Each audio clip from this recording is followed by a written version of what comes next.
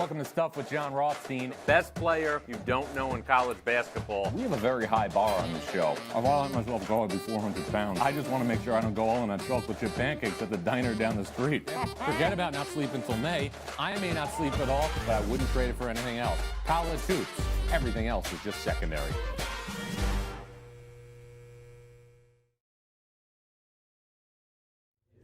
Who's ready to nosh? This is Stuffed with Jon Rothstein. Welcome back. Hope everybody had a great holiday with your respective families. What a time in college basketball, and what a show that we have lined up for you here today. In just a couple minutes, we're going to be joined by Hall of Famer from ESPN, Dick Vitale. But first, let's get to some big picture topics in a New York Minute.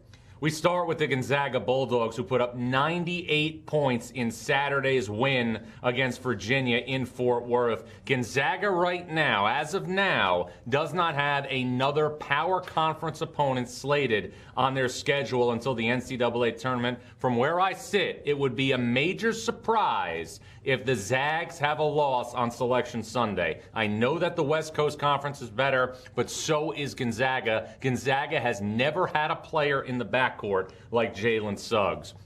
We shift now to the gauntlet that is the Big Ten, and the Big Ten isn't just a gauntlet, it's upside down. Northwestern is 3-0 in Big Ten play, entering tonight's game at Iowa, and Michigan State is 0-3 in Big Ten play for the first time since the 01-02 season. And embrace this narrative right now. There will be teams in the NCAA tournament from the Big Ten that are sub 500 in conference play, and another team that's sub 500 is Kentucky. Kentucky fell to 1-6 after Saturday's loss at Louisville, and the facts are the facts. Kentucky's best long-term prospects, Terrence Clark, B.J. Boston, Olivier Sarr, aren't just playing right now like they're not capable of being superstars. Right now, they're not being capable of being all-league players based on their performance. That is the status of Kentucky right now, as they are, again, 1 of 6 losers of 6 games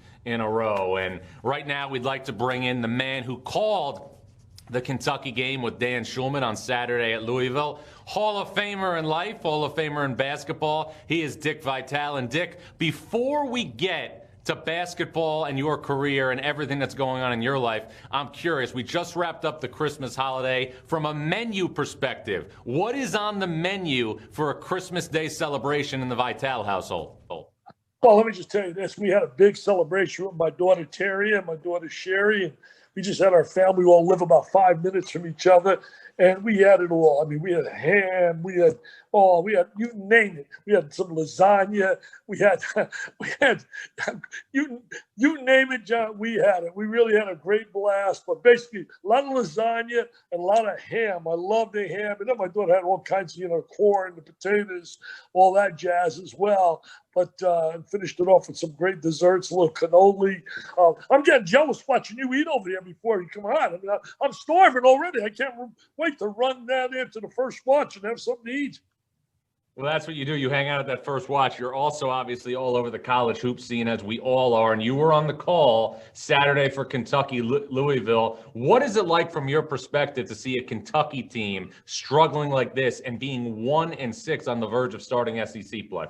Well, John, the biggest mystery to me is the kid Czar. We all thought that Czar, when he was named eligible by the NCAA, I thought that he was the biggest impact player coming in of a fifth-year player. The kid Carly Jones certainly has been outstanding for Louisville, but we have not seen the kid Olivier Czar that I thought would see a guy that had 30 and 17 at Notre Dame, 25 plus against Duke. He went the Carolina game without taking a shot in 19 minutes. He's been in a lot of foul trouble, but still 19 minutes without a shot. At 7 foot, you'd think he'd come up with some offensive rebound. I think he had 1 rebound. In the game we had, he was like 0 for 3 or 0 for 4. Just really wasn't a factor. It was a factor for Louisville, but not a factor for Kentucky. I think that's a major story. You talk about Clark and Boston. I think 2 great athletes who dominated on a high school level. They can take a bad shot, come back with the offensive rebound, score, and really now learning that you got to play in a 5-on-5 half-court game. You got to be fundamentally solid. Shot selection is important. Squaring your body. I mean, they're good talents. There's no doubt about it. I mean, they got 3 players that are projected to be first-round picks. And they got a guy who was a fifth-year player, projected to be the best fifth-year player. So when you factor that in, it's hard to fathom that they're 1-6 right now. But that's where they're at. It's what it is, and they got to change it. It's got to be up to them. They got to find a way. John Callaway's got to find a way to get Olivier Czar to start to contribute. Well, he definitely does, Dick. And, I'm curious from your perspective right here. So much, obviously, of your experience in college basketball has been the relationship with the fans, going to games, meeting people in different college towns. What has it been like for you this season so far to call games remotely? John, one of the great things I've loved over my career is before games, if anybody came to see me during the game, I'm in the crowd with the fans, taking pictures, autographs, jumping up with them, having a blast. Love every moment of it. To me, it's just so exciting. That's what makes college basketball so unique is the unbelievable emotion, the passion of the fans. And I miss that. And I'm really worried in my situation because of my age factor. You worry about if I'm going to get that opportunity again. And I really, it's troubling. But, we got to be realistic here. As much as the pandemic has hurt college basketball with all the cancellations tonight, no Duke and Pittsburgh and no South Carolina, Kentucky, that is minor compared to what has hit our nation. People out of jobs. People can't support their family, can't buy a Christmas present. People who lost loved ones, over 300,000. I mean, that's really a catastrophe. What we have right now, no basketball, basically, with lots of fans, so be it. But at least we have basketball. At least we're getting the excitement of seeing games, and that is very positive. No, it definitely is, Dick. And you touched on some of the struggles that are going through our country right now. You've seen a lot in your life. You've seen Vietnam. You saw President Kennedy's assassination. You lived through 9/11. When you look back, how do you think you'll remember 2020 as a year? Well, it's probably one of the worst in my life I've ever seen. I hate seeing people suffer the way they do. I think another thing that bothers me about our nation the last few years as well, John, it really troubles me big time. I've been a guy I love people. I grew up in a family, mother and father, uneducated, doctorate of love, and back in Jersey. And my mom and dad would always say to me as a kid growing up, Richie, treat people with respect. If you treat people with respect, they're going to treat you with respect. It was never Dick. And just think about that. If we in our nation would all treat each other like we want to be treated, treat each other like we want to be treated, there'd be so much more love instead of all this hate we keep reading about and seeing. It just troubles me. I mean, we should be better than that. This country should be way better than that. No, it definitely should, Dick. And let's shift right now to a more positive topic, and that is the number one team in college basketball, Gonzaga, who again cemented their place on Saturday with just a dominant performance against Tony Bennett and Virginia. You've been doing this for so long for ESPN, and you've seen the best of the best. And we look right now like we have a historic team at Gonzaga this season. What is it like for you after covering so many great teams who played at blue blood programs to see Gonzaga have a team like this? Well, Gonzaga to me is without a doubt, this is the best team they've ever had. I really believe it. Personnel-wise, starts at the point guard slot. You mentioned earlier about Suggs. He's so unique and so talented. But they cover three most important areas of the court. They covered a point guard area with Suggs. They covered a wing with Kispert. He can make threes. We saw him made 9 the other day. And then you got Timmy on the inside. When I saw Drew Timmy last year when he came in the game, I did the championship. I think the last game I did in terms of last year was the Gonzaga-San Francisco game, championship of the WCC. Bob Wischusen and I did it, and we saw him, and I kept raving on TV. This guy is going to be a superstar, another star. So they covered a post, they covered a wing, they covered a point guard. They surround them with other quality players. They have depth, they have size, they're well coached. And I agree with you. I think they're going unbeaten. The only real question mark I will say, and they ran into a stumbling stone there last year when they went up to BYU. BYU coach Pope's club got the kid Harms, a 7-footer from down at Purdue. And I really believe that that could be a dangerous spot. It could be a really dangerous situation. I see where Suggs was kept out of the game yesterday because of a leg injury or had something minor. I got a feeling it was minor, and they felt they could win, and they won going away, obviously, over Northern Arizona. But a very special, special team. But what the beauty of college basketball, you know it, John and I, you can't guarantee and say, well, they're going to run right through the NCAA tournament. Because the one beauty of the college game is the beauty of it all. It's one night. It's one night, one bad night, and the party's over. Club comes in, makes some threes. Guy gets in foul trouble, a key player, Suggs, whoever. And before long, the best team doesn't win. We saw it the year Kentucky was 38-0, and they got beat. And it's just a way of life. I mean, look at John Calipari now. How many number one seeds? The guy pointed it out to me yesterday. I was at a place. Oh, you talk about Calipari. What a great coach. Think about all the great players he's had. He's got one championship. They don't realize how difficult people don't realize how it is to win a national title. It's not 4 out of 7. I will guarantee you, if there was 4 out of 7, Kentucky would be having a few more banners flying. Yeah, there's no doubt about it. And obviously, you know, Kentucky in a lot of ways is the genesis for a lot of college basketball discussion, not just really in our industry, but for people from the periphery. And there's another genesis that I'm curious to seek right now in our chat, because part of what's made you so special here over the last 4+ decades has been your ability to have authenticity with your one-liners. PTPer, awesome baby. When did those start, Dick? Hey, John, let me tell you this. I can't go anywhere, all right? I went today after playing tennis, get a little rub down, a little stretching. I walk in, and the guy says to me, hey, am I a PT player? I mean, I get this, you know, regularly. Am I awesome, baby? Get a TO, baby. You know, it started where I carried comments that I would hear in the locker room as a coach. Hey, coach, I didn't get no PT, man. I ain't got no playing time today. So it's unbelievable. So I tried to carry that into television, and it's worked for me. In fact, I got a phone call here from Coach K right now, and I've lost you, man. I lost you on the thing. I'm telling him, remind me later. But I can't. But I lost my contact with you. Can you still hear me, John? I can still hear you, Dick. Yeah. Yeah, I can hear you too. I just can't remind me later. I said in 1 hour. So, but I want to get back on a picture with you here. And I can't. Oh, there it is. There you go. You're good. I got to. Hey, when I put you on hold for Coach K, you know you're important, and I know your work ethic is unbelievable. But let me just say this: that you know, I just tried to carry from the locker room some of the terms I heard, and then I'll be honest with you. I steal. Oh, man, do I steal from people. I got fans write me notes. And hey, what about this guy? Use this here. This. And I use them. I use them. Why not? But I try to give credit to people. And even when I do games, I try to give credit to journalists because I have great respect for the work ethic, the sports information directors and all the people that we deal with. The work they put in is unbelievable. People don't realize that. The beat writers. I mean, if you can't prepare, guys will tell me, listen, boy, you're really prepared for a game.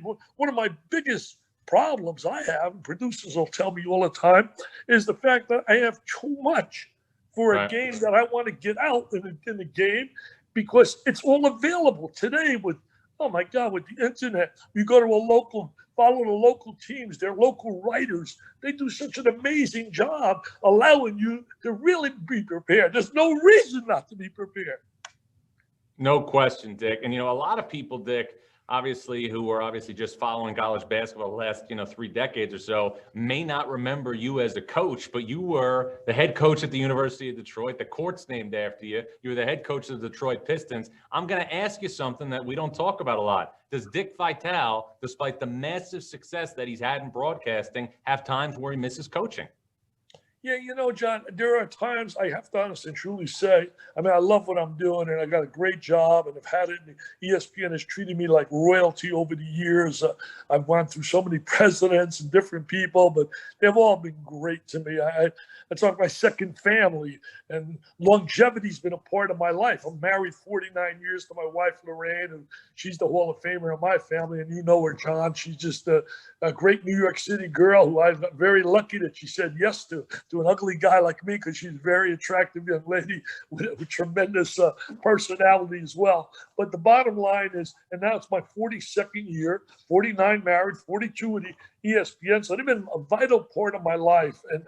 And I just loved every moment. You know, when you're doing something you love, John, It's not work. My father worked. He pressed coats in a factory. He came home from 7 to 4:30, 5 o'clock, pressed those coats, sweat shop, and more coats he pressed. He got paid by piecework. He'd eat dinner at a table, and then he'd go work in the Bergen Mall, 6 to 12, walk the mall, and be a security guard, something like that, 6 or 7. And that's work. And that's what most people have to do is work. What do we do? I get so upset when I hear some players moan and groan about, oh, people are under pressure to travel. Oh, really?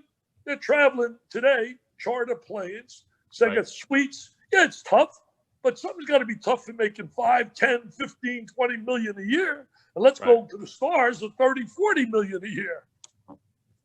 Well, another thing that's tough is the battle that you have really undertaken for most of society in raising money for cancer research. This has been obviously a major passion and a focus for you. When was the moment where you said to yourself, I am going to do everything in my power to raise money for cancer research? Well, it started for me about 15, 17 years ago, maybe 15 years we had the gala. But prior to that, I've always been first of all, I love young people. I really do.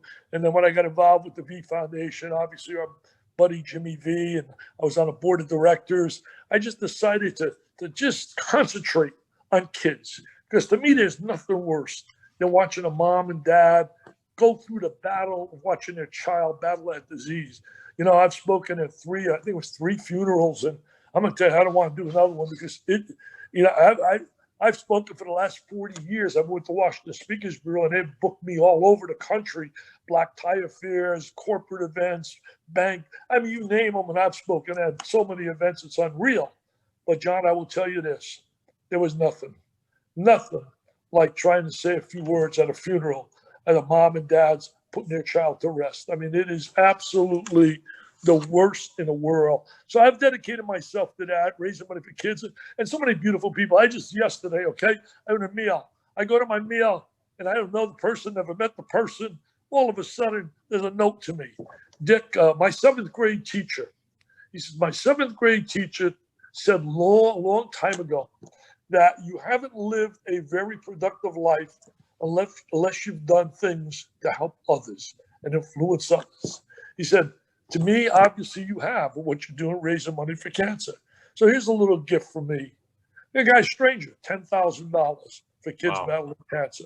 I just gave today we're sending a check for $47,000 will be total that we give him from the sale of my book.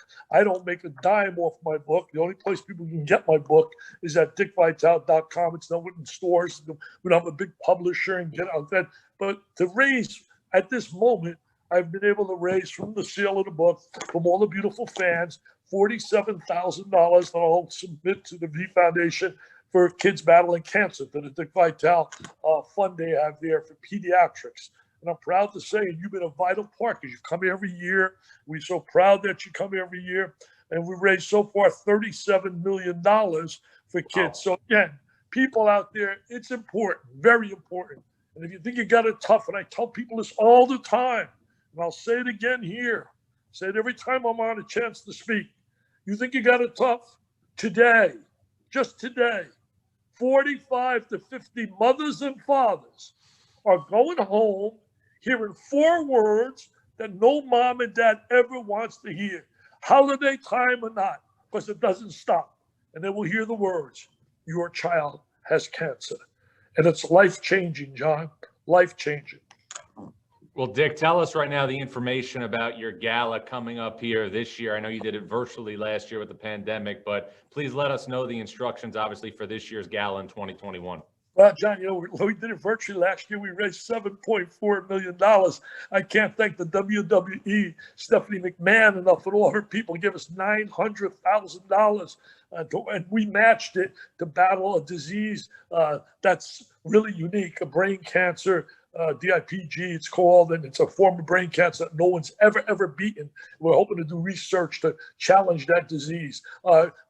I got the Pentecost family, Mark and Cindy, that founders of a company called It Works. And It Works has been a great company here all over the nation, globally, and they've given us $2 million.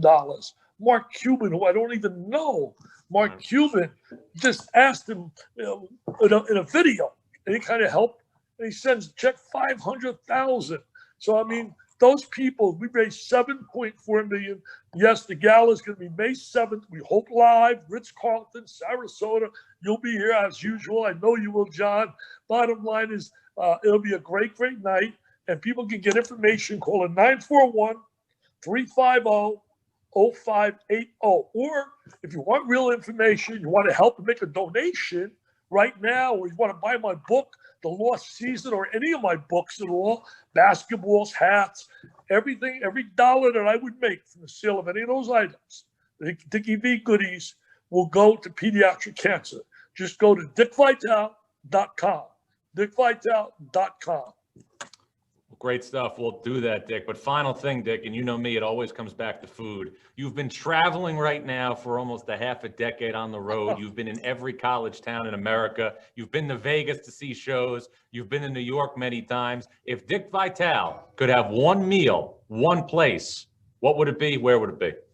Oh, wow. One meal, one place. Well, I'm a little biased here because I love where I'm living right here. We'll go down to Lake Cologne where I'm taking you and sit outside. Beautiful Sarasota. I get myself a little veal parmesan, get a little rigatoni on the side, finish it off with some cannolis, and just put on about 10 pounds and then go work out.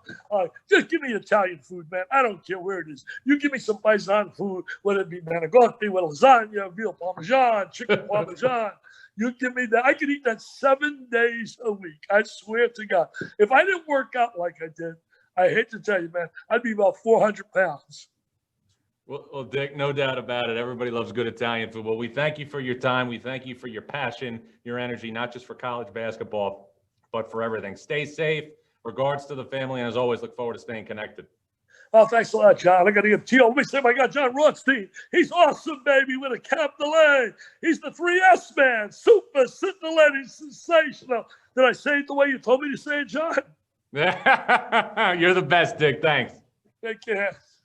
You got it. That's Hall of ESPN's Dick Vitale. We are now going to have a little bit of nosh. I'm going to get into my sweet potato fries a little bit, and we're going to go into our next segment, which is called Don't At Me, Bro. You send me the questions on Twitter. I'm at Jon Rothstein, Jon. I give you the answers, but first, a little nosh.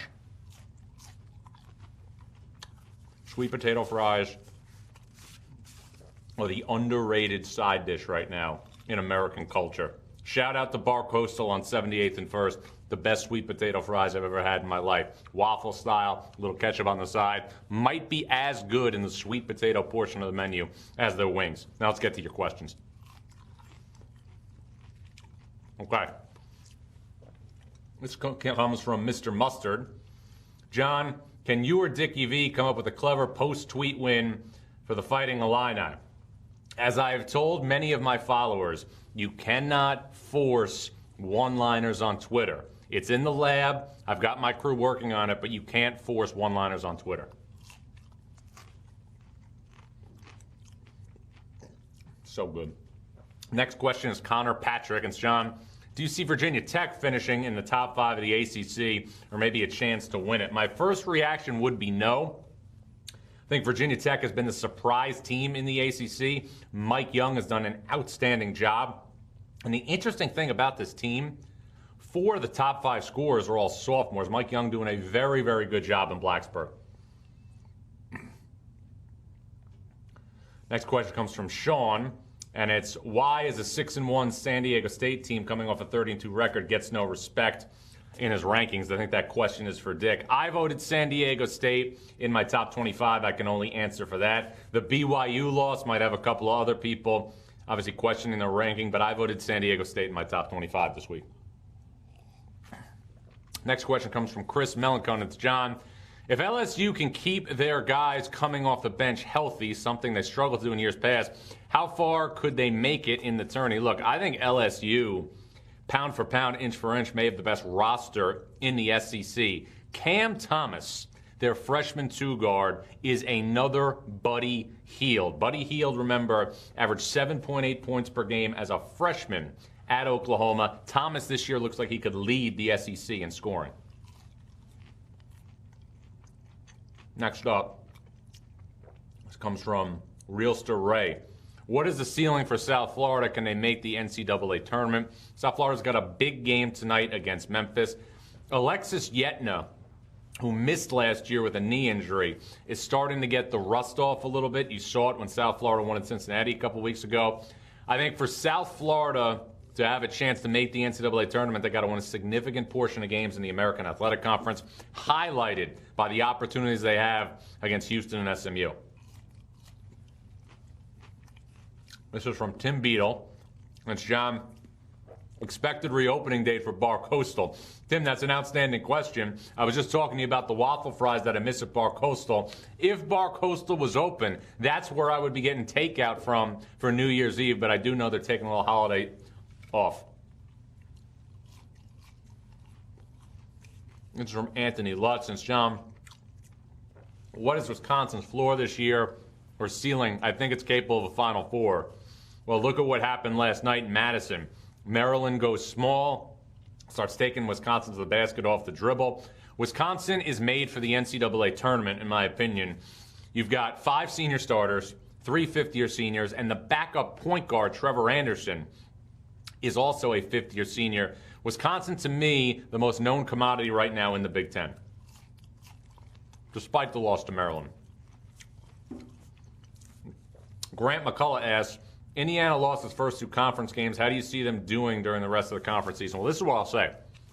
If you watch the Indiana's first 2 conference games, home loss to Northwestern, at Illinois, they were right there in each game.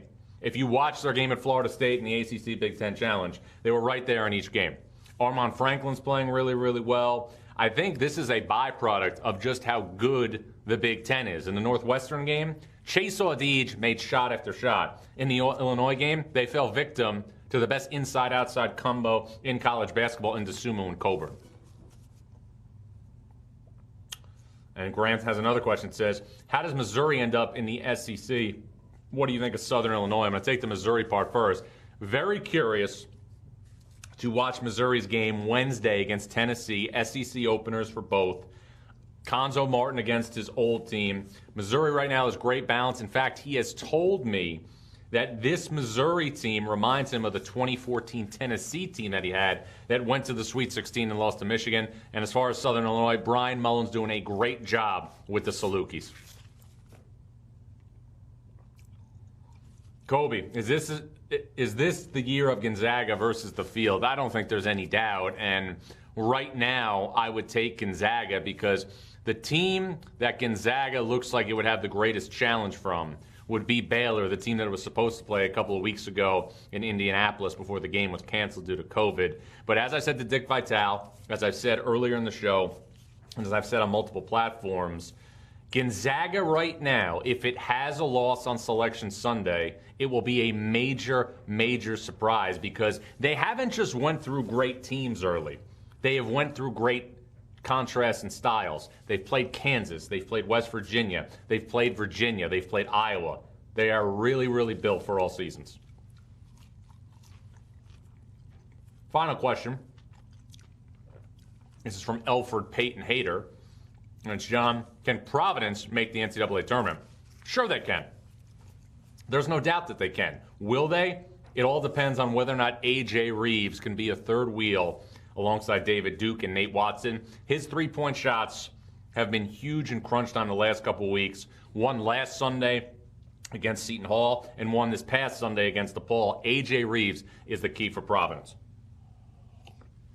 Now time for our final segment we call News and Nuggets. I'm going to turn to my trusty Hulkamania lunchbox for this one. You know how I love to throw back to 1990s wrestling. Go to my lunchbox like I'm back in the 3rd grade. What do we got today? It is going to be, ooh, look at this. Some nice crispy onion rings from the City Diner here in Jersey City. So tasty. First nugget. Olivier Sarr, Kentucky's big man who transferred from Wake Forest. No made field goals in his last 2 games. Dick Vitale and I were talking about that a couple minutes ago. Now, Michigan State is 0-3 in Big Ten play, and point guards on opposing teams are feasting, no pun intended, on the Spartans. The last 3 point guards to face Michigan State, Boo Buie of Northwestern, Demetric Trice of Wisconsin, And last night, Marcus Carr of Minnesota are averaging 26 points per game against the Spartans. That's no joke. And then lastly, buy stock now in Boise State. Boise State, to me, is far and away the top challenger to San Diego State in the Mountain West Conference. And circle these two dates, February 25th and February 27th. Those are the dates of the two regular season meetings between Boise State and San Diego State. Boise State has high major transfers. They have a star in Derek Alston Jr. This is the best team that Leon Rice has had since he's been at Boise. And some games to watch tonight, there's a slew of them. Miami at Virginia Tech. Virginia Tech, again, the surprise team in the ACC. You got Purdue and Rutgers, another big battle inside of big men. Miles Johnson for Rutgers, Zach Edey and Travion Williams for Purdue. Northwestern puts its 3-0 record in Big Ten play on the road against Luka Garza in Iowa. Florida State on the road at Clemson. Clemson has been one of the great defensive teams in college basketball this season, and Florida State has only gotten a combined 14 points in its last two games from five-star freshman Scotty Barnes. And then a sneaky good one in the American Athletic Conference. Houston on the road at Tulsa. Tulsa has been an annual overachiever under Frank Haith. Want to wish everybody out there a happy and healthy holiday season. Stay positive, test negative, and remember, in the airport of life, college basketball is the Delta Sky Club. Mange. So crispy. So tasty. Delightful.